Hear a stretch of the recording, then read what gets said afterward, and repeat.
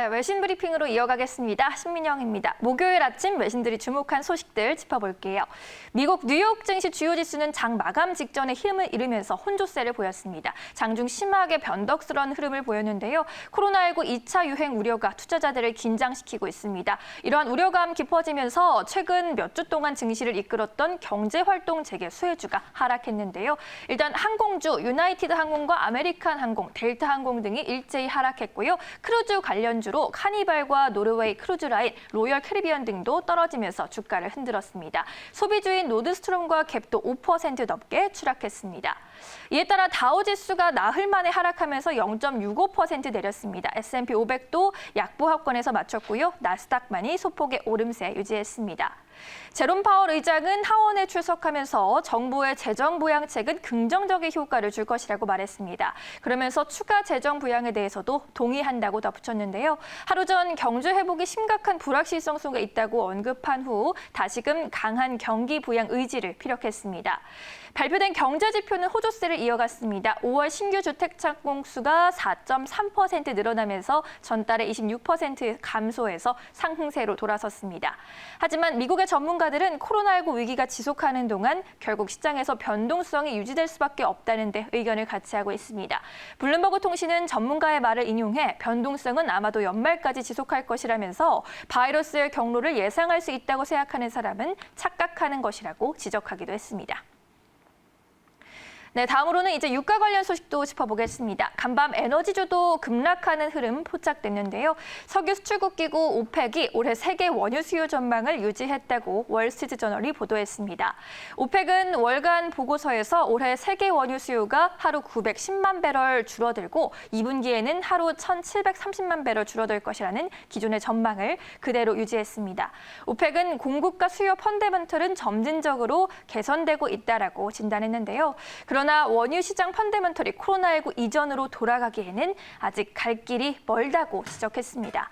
여전히 항공을 통한 여행과 제조업이 올해 남은 기간 내내 부진한 모습을 보일 것으로 예측되기 때문입니다. 오펙은 또 국제에너지기구의 보고서와 마찬가지로 정제 마진이 크게 줄어들었다고 지적했습니다.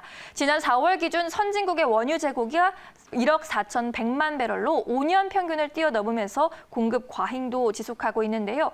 원유 수요와 가격 회복을 가정할 때 미국의 원유 생산은 올해 4분기에 점진적으로 회복해 내년까지 성장이 이어질 것으로 전망됩니다. 이런 가운데 국제유가는 사흘 만에 하락했습니다. 7월 인도분 서부 텍사스산 원유가 전달보다 배럴당 1.1% 떨어지면서 37.96달러의 거래를 마쳤습니다. 미국의 원유 재고가 역대 최고 순으로 늘었다라는 소식 유가의 발목을 잡았습니다.